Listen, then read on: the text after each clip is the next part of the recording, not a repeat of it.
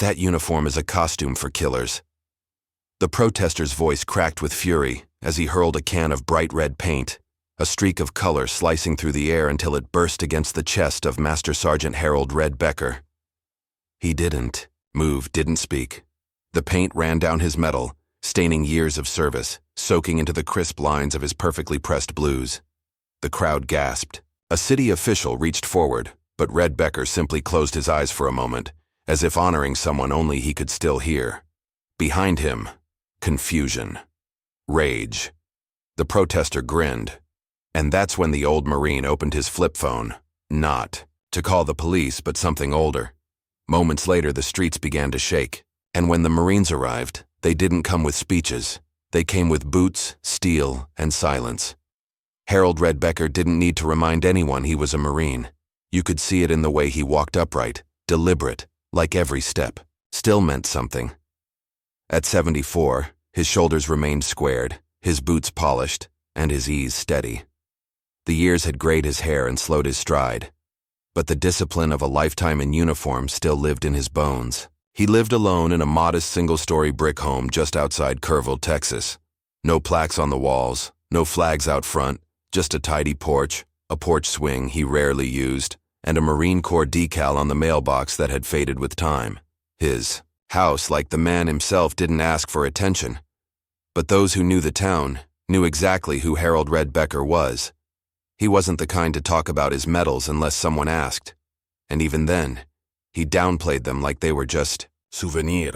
But the truth was, Harold had seen more than most. 2 tours in Vietnam, 3 deployments in the Gulf, a Bronze Star with Valor, a Purple Heart he kept in a small wooden box beside a worn photograph of the men he lost. And that nickname Red wasn't for his hair. It was for a mission where he dragged 2 wounded Marines out of a firefight soaked head to toe in blood by the time the bird touched down. After retiring, Harold didn't vanish into the quiet. He showed up every week at the high school to mentor the ROC kids. Every Sunday at the local VFW hall, and every holiday that mattered. Memorial Day, Veterans Day, Independence Day, he was there in his full dress blues medals, polished shoes, shining like mirrors. He always said it wasn't for him. It was for the ones who didn't get the chance to wear it again. Though his knees ached from years underweight, and his right hip never healed right after a crash during a training exercise in Okinawa, he never complained. He walked every wreath to the base of the memorial himself, steady, silent, and without a cane. The town never asked him to do it, he just did. Harold Becker was one of those men who quietly held a community together. You wouldn't know it unless you watched closely, but if you did, you'd see.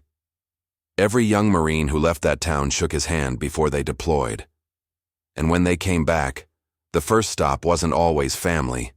It was often Harold's porch.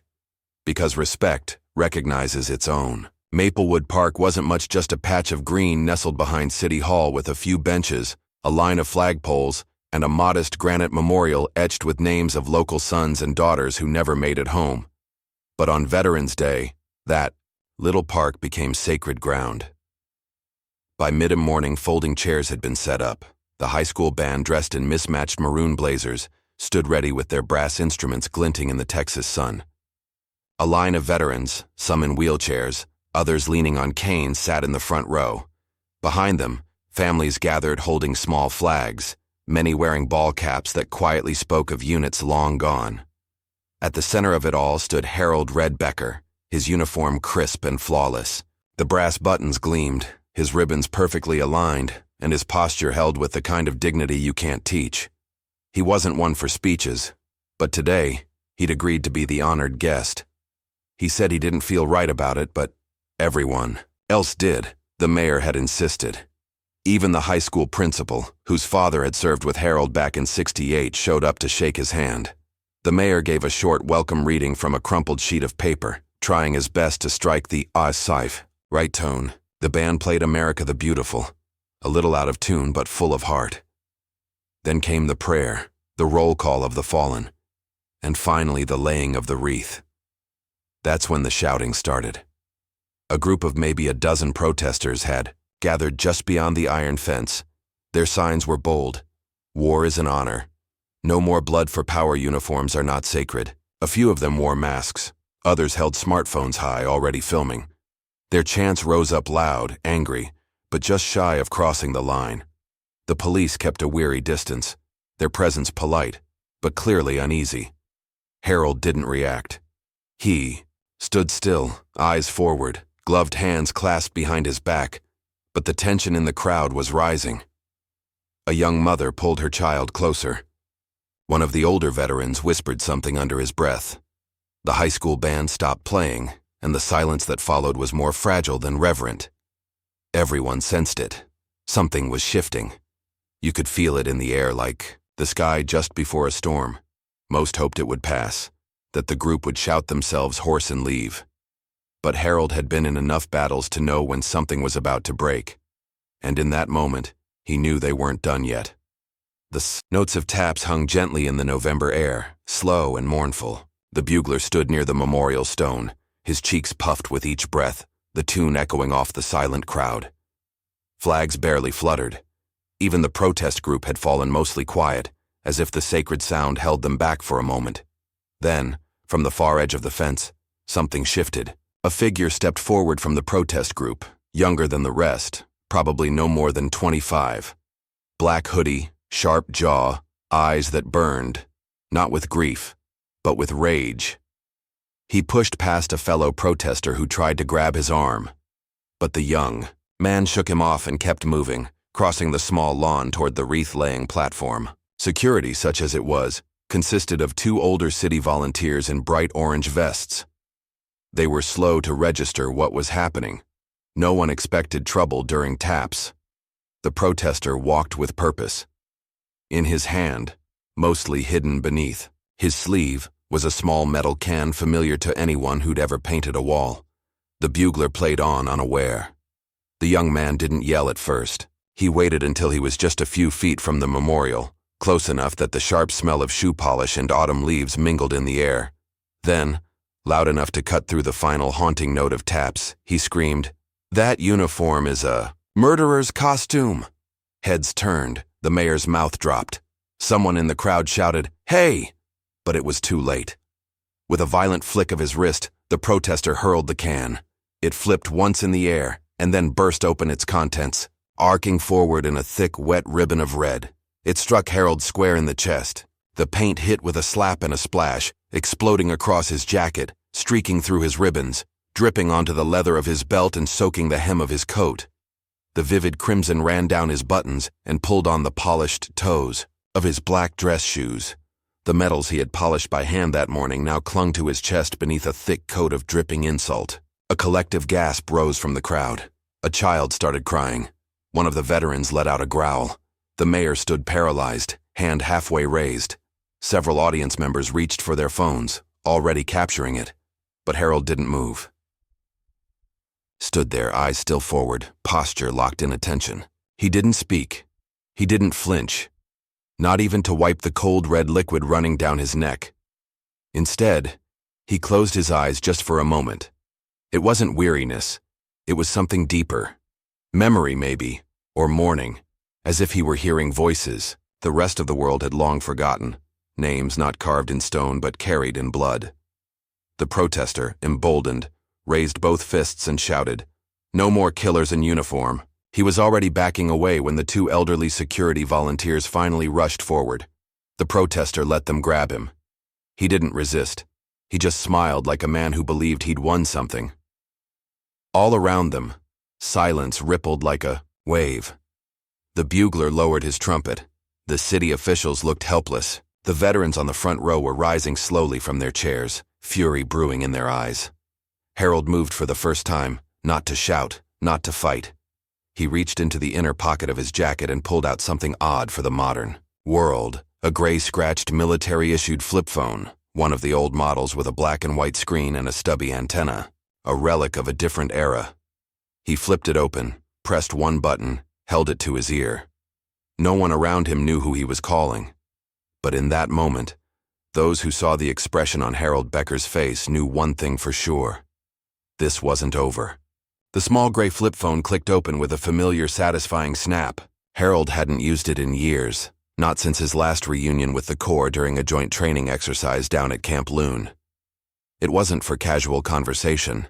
In fact, it didn't even have a regular number, just a secured military line routed through a protocol known only to a handful of living veterans.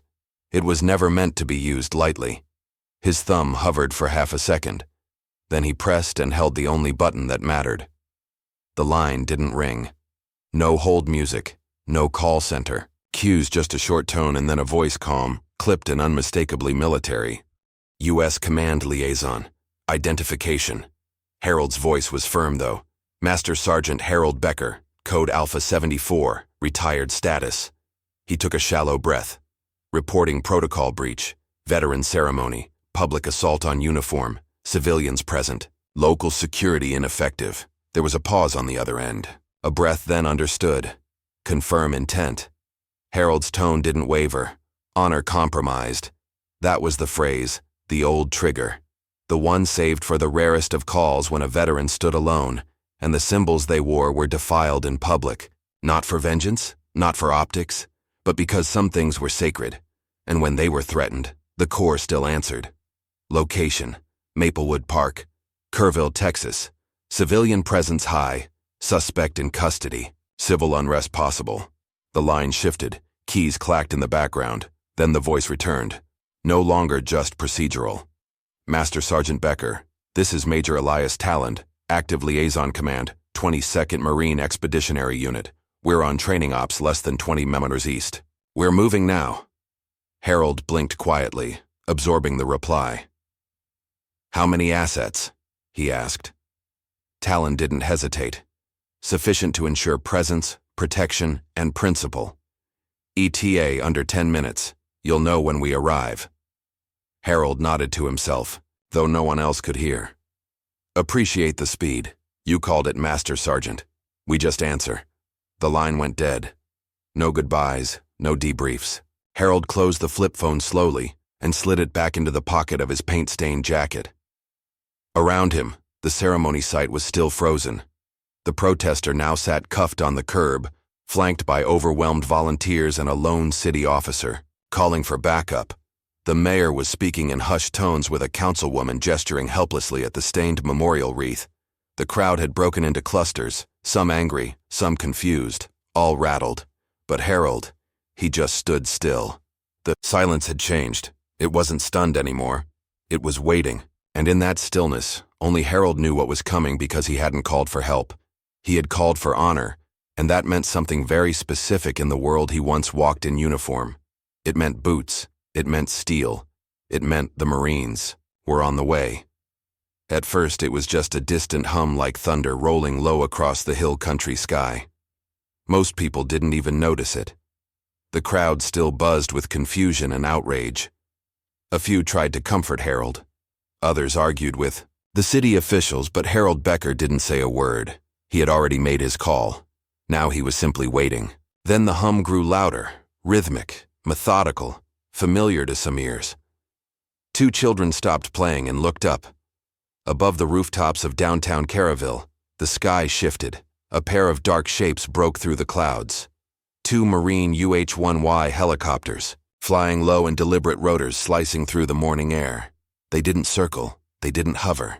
They announced. Within seconds, traffic lights swung, papers lifted from park benches, and every set of eyes turned skyward. Then came the convoy. From every major street feeding into the downtown square, tactical vehicles began appearing. Not police SUVs, not National Guard pickups, but Marine Corps hardware.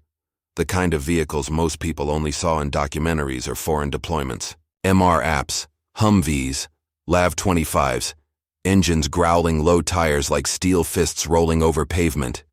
They didn't come with sirens. They didn't need to.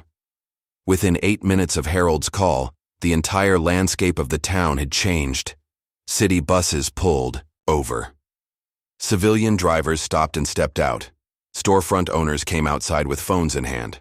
The sound of boots on concrete followed the rumble rows of Marines in full combat utilities, helmeted vests strapped tight, each carrying a service, rifle in patrol-ready posture, barrels pointed low but unmistakably present. One by one they spread out, systematic, professional, calm. They didn't shout. They didn't gesture wildly. They simply formed a circle of presence blocking the park from every angle, establishing a security perimeter around the memorial, the wreaths, the crowd. No one had to be told what was happening. Even the police who had tried to manage the chaos earlier instinctively stepped back. A sergeant from the Carville Police Department approached the leading Marine officer, her voice uncertain, her hands up in a signal of cooperation. "Sir, we weren't informed of this." The Marine simply nodded. "We're not here to interfere, ma'am. We're here to protect what's already been assaulted." She understood and stepped aside. The protesters, once loud, smug, and defiant, now stood motionless. Their signs lowered, their chants silenced. Even those who had mocked the uniform were now staring at it, surrounded by 360 degrees of unwavering muscle. The young man who'd thrown the paint had long since been taken away, but the consequences of his act were just beginning to unfold. No one ran, no one screamed. This wasn't an invasion. It wasn't punishment. It was presence. It was a reminder that the United States Marine Corps doesn't forget its own retired or active, and it doesn't take disrespect lightly, especially not on a day meant to honor the fallen. Harold Becker remained where he was standing, tall in his stained blues as the ring of Marines tightened gently around him. He didn't speak. He didn't need to. In that moment, the entire town understood something that couldn't be put into words. This wasn't about ego. This wasn't about revenge. This was about a single truth. Some symbols don't fall quietly, and some men don't stand alone. The ground seemed to still as the final vehicle in the convoy came to a halt at the edge of Maplewood Park. From the back of a matte black Marine MR app, a man emerged with the kind of presence that required no introduction. Colonel Jonathan McCabe was not a politician. He wasn't there for optics. Every movement he made was deliberate, from the way he adjusted his gloves to how he surveyed the perimeter. The eagle globe and anchor insignia on his chest caught the morning light as he strode through the line of Marines with the silent authority of a man who had led through real fire. When he reached the center of the memorial, Colonel McCabe stopped facing Harold Becker, whose jacket still bore the bright red stain down the center of his medals and lapels. Without a word, McCabe stood at attention and offered a salute, impeccable sharp, and held just a moment longer than regulation. Harold, with the same slow, deliberate dignity, returned it. Then the colonel spoke not to Harold directly, but to the entire gathering. His voice wasn't loud, but it carried with the weight of granite. This uniform is not a target. It is a legacy. It represents the service and sacrifice of every man and woman who stood when others ran, who bled so that others wouldn't have to, and who kept their oath long after the war was over. When you strike at one of us, you strike at all of us. He paused, letting the words settle. Then turning toward the crowd, he continued. This community gathered today to honor its veterans. What happened here? This act of violence and disgrace will not go unanswered. Not by this Corps, not on this soil, not today. At that moment, one of the Marine officers approached and handed the colonel a report. He glanced at it, then looked toward the officers managing the suspect across the street. The protester who committed the assault is now in custody. He will face formal charges, including assault and hate-based enhancement, for targeting a uniformed veteran in a ceremonial setting. The protest group, which had thinned considerably since the arrival of the Marines, released a statement almost immediately, one of their members reading it aloud shakily to a local reporter's camera. We do not condone violence or personal attacks. This individual acted alone, and his actions do not reflect our values. It was too little too late. Their credibility had cracked along with the silence they'd shattered earlier that morning. Meanwhile, Mayor Gilbreth, red-faced and visibly shaken, took the podium, hastily set up at the edge of the ceremony space. With sweat on his brow and notes trembling in his hands, he faced the crowd. On behalf of the city of Carville, I want to issue a public apology to Master Sergeant Becker, to every veteran here today, and to the United States Marine Corps. We failed to protect the sacred space. It will not happen again. He looked at Harold, then stepped back with nothing more to say. No one clapped. No one cheered. The silence was more powerful because some moments demand solemnity. And this was a reckoning. By nightfall, the footage had been shared over 4 million times. Someone in the crowd had captured the exact moment the paint hit Harold Becker's chest. Another video caught the helicopter slicing through the air just minutes later. And by the time the Marines had formed their silent perimeter around Maplewood Park, at least 5 live streams were broadcasting from cell phones held by stunned onlookers. The story spread like wildfire. Headlines lit up social media. Veteran Dow and Paint Marines respond in force. Honor compromised, how a small town witnessed a big moment, protester targets Marine. What happened next shocked the nation. Cable news channels rolled clips of Colonel McCabe's short, sharp statement. His words, "The uniform is not a target. It is a legacy," became an instant soundbite. Talk shows debated it. Pundits argued over constitutional rights, the military's response, the symbolism of protest, and the meaning of honor. The conversation split the country. On one side, civil rights advocates warned of government overreach and the militarization of civic space. On the other, veterans, military families and supporters pointed to a deeper cultural wound, an erosion of respect for those who had served, no matter the politics behind the wars they fought. Twitter became a battlefield. You can't just storm a town with tanks because someone got offended. He didn't get offended. He got assaulted in full uniform on Veterans Day. There's a difference. Free speech doesn't mean freedom from consequence. He stood there and took it like a Marine. And he made one call. That's not violence. That's dignity. Veterans groups began flooding social media with their own posts, photos of dress uniforms, stories of sacrifice, messages of support for Harold Becker. Many of them signed from one old Marine to another. Some shared personal reflections. In '72, someone spit on my uniform at the airport. I didn't fight back either. I just walked on. Wish Harold Becker had been there then. Sergeant Glenn Hart Rhett, Seer Fee, Master Sergeant, you reminded us all that sometimes the quietest man in the room carries the biggest weight. Lore Collager's Dana Maxwell. Still, through all the noise, Harold stayed quiet. He declined every interview request from national media to local radio. CNN camped outside his home for a day, but his porch light stayed off.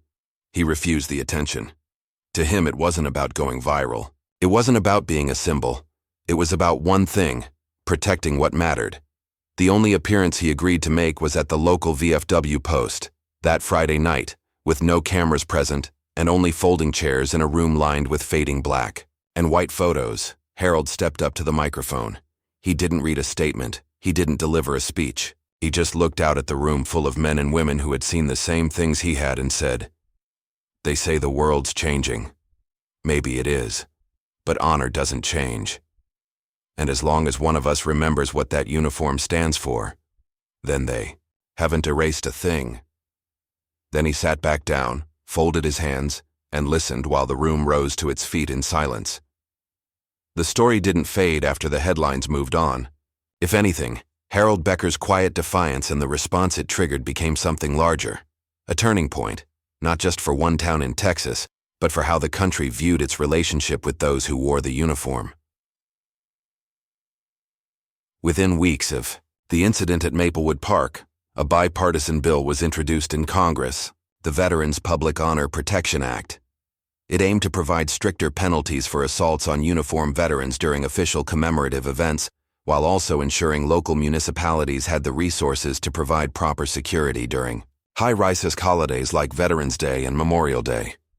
The bill didn't come from a think tank or a lobbyist. It came from a small-town mayor's public apology and a veteran's quiet stand. And it passed the House with overwhelming support. At the state level, something just as meaningful began to take shape. A coalition of veterans groups launched a grassroots program called Honor Watch. The idea was simple. Create a network of volunteer veterans across the country who would attend public ceremonies not to monitor, not to intimidate, but to stand together, to support one another, to be visible reminders that no one who served should ever stand alone at the foot of a memorial. Every volunteer received a red pin etched with a single word, remember. The first Honor Watch chapter was based right in Kerrville. Harold Becker, Didn't ask to lead it, but they named him honorary captain anyway. Every year since rain or shine, a small formation of former Marine soldiers, airmen, and sailors gather behind the memorial at Maplewood Park. They don't say much. They don't need to. Sometimes presence is enough. And perhaps the most touching. Tribute didn't come from politicians or Marines. It came from the town's kids. After the incident, the city noticed that the paint on the park's granite memorial had begun to fade. Names were hard to read. Time had taken its toll.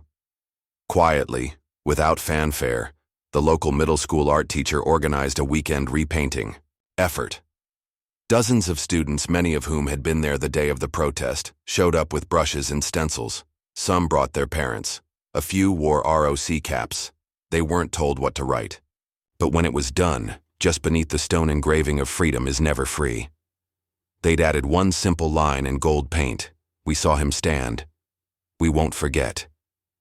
That phrase would go on to be printed on bumper stickers, coffee mugs, and memorial plaques sent to VFW posts around the country. But in Kerrville, it remained handwritten, unpolished, imperfect, and somehow more sacred that way. Harold Becker never claimed to be a hero, but by standing still in the face of disrespect, he sparked something no protest ever could: a return to something old, something quiet, something called honor. It was a quiet Sunday morning when Harold Becker returned to Maplewood Park. The sky was overcast, the breeze soft, rustling the flags that now flew a little prouder along the stone path. There was no ceremony this time, no band or podium, just the old Marine walking alone. But he didn't come empty-handed. He wore a brand new set of dress blues sent directly from the common office at Quantico. Tailored, pristine, buttons, polished to a mirror shine. It wasn't a replacement. It was a recognition. The Corps had sent a letter with the uniform. It read only, "Your silence spoke louder than any command. Cere Fidelis." Harold approached the memorial, slowly taking in the fresh coats of paint, the carefully replanted flowers, the new American flag, standing taller than before. He ran a gloved hand across the granite, stopping for a moment at one name in particular, a fellow Marine, a friend lost long ago. Then he looked to the far side of the wall, where something new had been installed since the last time he stood there. It was a plaque, simple bronze mounted flush with the stone. The engraving was clean, firm, and clear to those who stood for us and still do. Harold stared at it for a long time. No smile, no salute. Just a long, still moment of breath and memory. A few feet behind him, a boy stood with his father. The boy whispered, "Is that him?" The father nodded. "That's him." Harold turned just slightly, gave the boy a nod. Then he walked away. Because for Harold Becker, it had never been about the crowd. It was about standing when it mattered, even when no one else would. In a time when noise often drowns out meaning, Harold Becker showed us that dignity doesn't shout, it stands. His quiet strength reminded us that honor isn't just a medal or a memory. It's a choice we make every day. This story isn't only about a man in uniform. It's about what we stand for as a country. Respect, courage, legacy. It challenges us to ask, in today's divided world, what do we still hold sacred? Some might argue this was just a protest gone too far. Others see it as a call to return to values we've let slip. What do you think? Should veterans have stronger protections at public events? Or does free speech take precedence even at the cost of respect? We invite you, especially our older viewers who've lived through history, to share your thoughts in the comments. Have you ever witnessed a moment where honor was tested in public? What would you have done? Let's talk about it, not with anger, but with understanding. And if this story touched you, reminded you of someone you love, or made you pause and think, please consider subscribing to our channel, hitting the like button, and sharing this video with someone who needs to hear it. Because sometimes the most powerful stand is the one taken in silence. Thank you for watching, and as always, we'll see you in the next story, where courage meets kindness, and the quiet ones still lead the